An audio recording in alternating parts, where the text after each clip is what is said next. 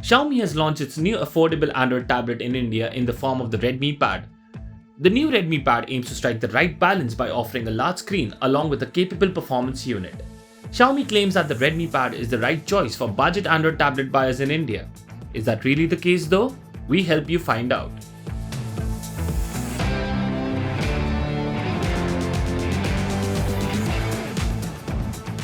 The Redmi Pad, despite being a budget Android tablet, does not look like one. With an all-metal body, it offers a good in-hand feel. The flat frame design and good weight distribution make the Android tablet feel lighter than its actual weight of 465 grams. It is also fairly thin at 7.1mm. Xiaomi sent us the mint green color of the Redmi Pad, which has a matte finish.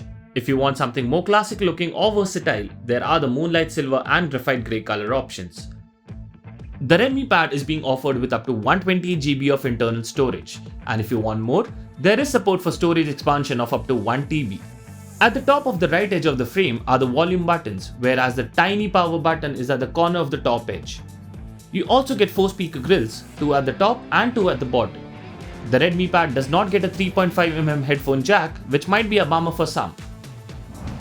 On the front, there is a 10.61-inch IPS LCD with a 2K resolution.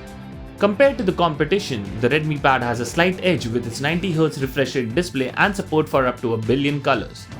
The 10-bit display also comes with a 15:9 aspect ratio and 400 nits of peak brightness. There is no HDR10 support nor any oleophobic coating on the display, which means you will find yourself cleaning fingerprints and smudges regularly. Coming to the performance, the Redmi Pad features a MediaTek Helio G99 SoC. The Redmi Pad can handle basic day-to-day web browsing and scrolling well. Games such as Call of Duty Mobile and Asphalt 9 Legends ran well, along with lighter titles such as Subway Surfers. There were very minor stutters in some games such as Call of Duty, but overall the gaming experience on the Redmi Pad was quite good.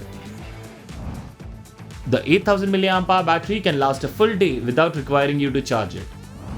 In our battery loop test, the Redmi Pad lasted for 14 hours and 53 minutes, which is good.